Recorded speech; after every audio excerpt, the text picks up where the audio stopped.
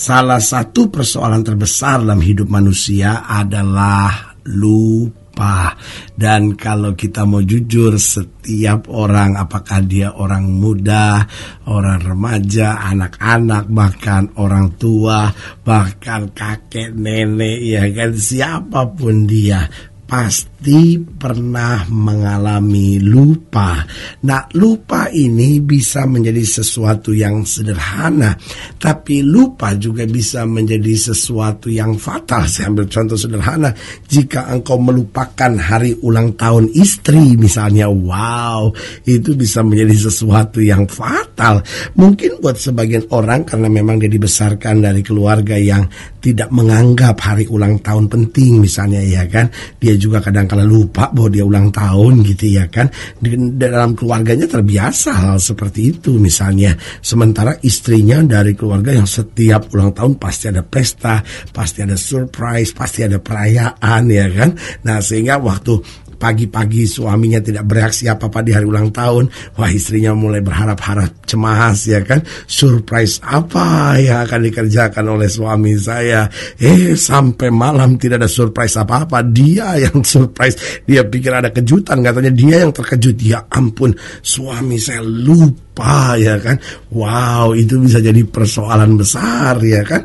Di sekolah saja bisa jadi masalah ketika seorang anak lupa mengerjakan PR, lupa bahwa hari itu adalah hari ulangan umum misalnya, ya kan. Hari tesnya dia, wow, saudara-saudara, bisa berakibat fatal. Nah, dalam kehidupan juga banyak hal yang seringkali kita lupakan.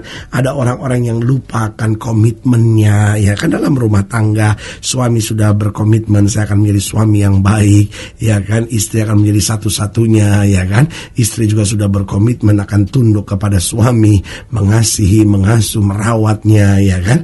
Tetapi karena sesuatu dan lain hal, akhirnya dia mulai merasa kecewa dan mulai meninggalkan komitmennya, ya kan. Begitupun dalam pengiringan kita kepada Tuhan, kita sudah komitmen untuk setia, kita sudah komitmen untuk menjadikan Yesus yang paling utama dalam hidup kita. Tapi mungkin karena tawaran-tawaran dunia, akhirnya kita kehilangan komitmen kita, kita lupa akan komitmen kita, juga janji-janji kita. Tidak sedikit orang yang sudah berjanji tapi kemudian melupakan janji-janjinya. Bahkan seringkali kita juga lupa hal-hal yang dahsyat yang sudah Tuhan kerjakan dalam hidup kita. Sampai kita bersungut, kita sepertinya lupa gitu. Allah pernah menolong kita, Allah pernah buat hal yang dahsyat dalam hidup kita. Dulu saya dikit lagi menuju pada kematian, tapi tangan Tuhan menolong saya. Dikit lagi saya tertabrak dengan truk misalnya, itu kesaksian saudara, tetapi tangan Tuhan menyertai saya luar biasa. Tapi apa yang terjadi? Seringkali kita lupa karya Tuhan yang dahsyat. Nanti kita ada masalah sedikit, ada persoalan sedikit, langsung bersungut-sungut, Tuhan kenapa enggak bela saya? Nah, kita juga seringkali lupa kebaikan-kebaikan orang dalam hidup kita. Mulai dari yang paling dekat dengan kita, orang tua kita misalnya, orang-orang yang dekat dengan kita, orang-orang yang mendoakan kita. Kita lupakan orang-orang yang pernah menolong kita. Seringkali kita lupakan. Nah, saudaraku yang kasih dalam Tuhan, dalam hidup ini harus kita mengerti bahwa lupa itu hal biasa, tapi jangan sampai lupa kita ini menuntun kita pada kehancuran. Tapi biarlah kita tetap ingat hal-hal yang benar, ingat hal-hal yang merupakan tanggung jawab kita, ingat komitmen-komitmen kita, ingat janji-janji kita, dan yang paling penting, kita ingat akan Tuhan yang telah luar biasa baik, luar biasa menyelamatkan kita karena kasih setianya yang dahsyat. Haleluya. Selamat datang dalam program kita hari ini, Harinya Tuhan, sebuah program rohani yang kembali mengingatkan kepada kita betapa pentingnya kita menjadikan firman Tuhan sebagai dasar keseharian hidup kita. Karena selama kita menjadikan firman Tuhan sebagai dasar keseharian hidup kita, langkah-langkah ke depan kita penuh dengan kepastian, kemenangan, berkat, mujizat, dan perkara-perkara besar. Haleluya. Dan di dalam program ini kita sedang membahas tentang ingat kepada Tuhan. Saudara, kita bisa lupa banyak hal dalam hidup kita, tapi kita tidak pernah boleh lupa kepada Tuhan, karena Tuhan yang menyertai kita, Tuhan yang menyelamatkan kita, Tuhan yang selalu melakukan perkara besar buat kita, dan Tuhan juga yang menjamin hari esok kita. Haleluya. Nah, dalam Yunus pasal 2 ayat yang ke-7 sampai ayat yang ke-8, Demikian firman Tuhan. Yunus pasal 2, ini pembahasan kita dalam program ini. Yunus pasal 2 ayat 7-8. Ketika jiwaku letih lesu di dalam aku, teringatlah aku kepada Tuhan, dan sampailah doaku kepadamu ke dalam bait-Mu yang kudus. Mereka yang berpegang teguh pada berhala kesia-siaan, merekalah yang meninggalkan Dia yang mengasihi mereka dengan setia. Perhatikan kalimat ini, ketika jiwaku letih lesu dalam aku, teringatlah aku kepada Tuhan. Nah, saudaraku yang kekasih dalam Tuhan, kita bisa saja lupa segala hal, tapi sekali lagi saya mau tekankan, jangan sampai kita lupa kepada Tuhan. Mengapa? Karena yang pertama saya pelajari, orang yang lupa kepada Tuhan itu menjadi orang yang berbahaya. Kenapa berbahaya? Karena orang yang lupakan Tuhan, dia tidak akan peduli dengan nilai-nilai moral lagi. Makanya orang yang sudah lupa sama Tuhan, waduh, dia menganggap membunuh orang itu biasa. Orang yang sudah lupa dengan Tuhan, kadang-kala aborsi dianggap normal. Ya habis gimana pendeta, saya kan masih muda, lalu saya hamil di luar nikah, kan ini mempermalukan. Ya sudahlah, kalau begitu lebih baik saya aborsi saja. Toh bayi ini juga baru umur 2 minggu, toh bayi ini juga baru umur 1 bulan.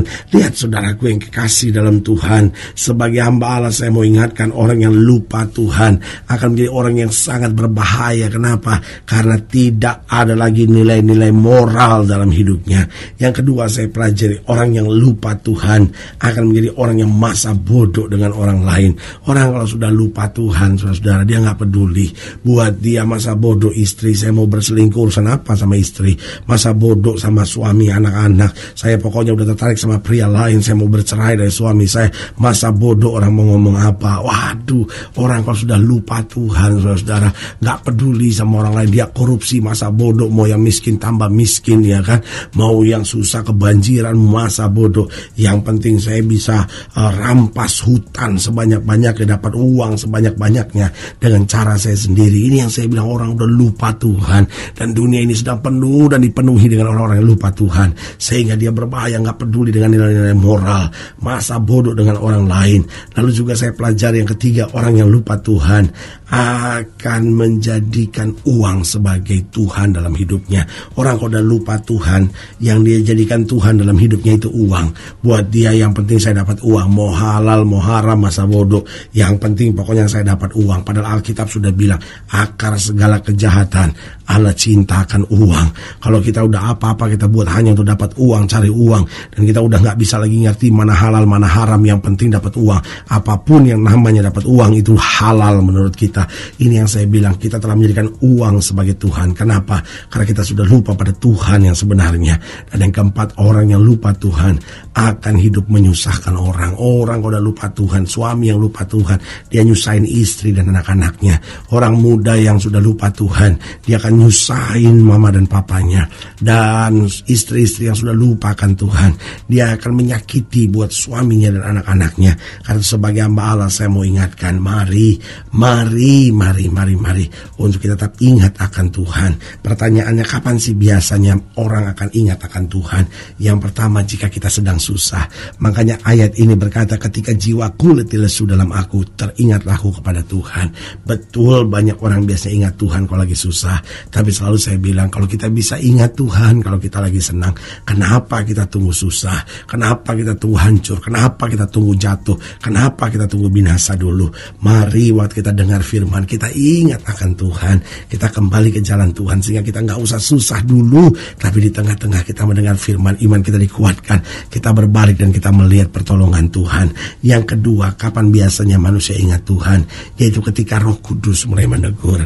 Artinya apa? Dia sediakan waktu, dia tunggu Tuhan, dan dia berkata, Tuhan, ada banyak masalah yang sedang terjadi dalam hidup saya. Lalu dia buka hati, Roh Kudus mulai bicara dan dia mendengar. Ini juga saat dimana kita ingat Tuhan. Makanya Alkitab bicara, kalau Roh Kudus bicara, jangan keraskan hatimu. Kalau Roh Kudus mulai menegur, mari kita ingat Tuhan, jangan kita abaikan. Karena kalau tidak, hidup kita akan susah sendiri. Yang ketiga, kapan biasanya manusia ingat Tuhan? Yaitu ketika kita sedang mengalami pengalaman-pengalaman yang dahsyat. Seringkali waktu kita merasa kita udah jauh dari Tuhan, tiba-tiba masih saja kita lihat penyertaan Tuhan, masih saja kita melihat berkat-berkat Tuhan. Lalu kita disadarkan, ini kalau bukan karena Tuhan gak mungkin saya dapat ini semua. Kalau bukan karena Tuhan gak mungkin saya capai ini semua. Kalau bukan karena Tuhan gak mungkin saya rebut ini semua. Lalu kita diingatkan, ini karena Tuhan. Jangan sombong, jangan merasa, ya tapi kan ini kan juga karena saya, ini kan karena saya. Akhirnya kita mulai menjauh lagi dari Tuhan. Kapan biasanya manusia ingat Tuhan? Yang pertama, jika kita sedang susah. Yang kedua, ketika Roh Kudus mulai menegur. Yang ketiga, ketika kita mengalami pengalaman-pengalaman yang dahsyat. Dan yang keempat, ketika kita mendisiplin diri kita untuk tetap beribadah kepada Tuhan. Ini yang perlu kita kerjakan. Kalau kita mau mendisiplin diri kita tetap beribadah kepada Tuhan, maka kita selalu akan mengingat Tuhan. Dan orang yang selalu mengingat Tuhan, dia tidak pernah akan turun. Dia naik dan melihat pengalaman-pengalaman yang dahsyat dengan Tuhan. Haleluya. Saudaraku yang kasih dalam Tuhan, jika saudara ini lainnya lebih jauh, hubungi kami melalui telepon, hubungi kami melalui surat, kunjungi website kami. Karena kami ada untuk membawa Bapak Ibu saudara senantiasa lebih dekat pada Tuhan dan mengalami kasih kuasa mujizat yang luar biasa. Secara khusus melalui program ini juga saya mau berdoa buat setiap saudara yang sakit, setiap saudara yang berbau berat, karena saya percaya bahwa bagi Allah tidak ada perkara yang mustahil.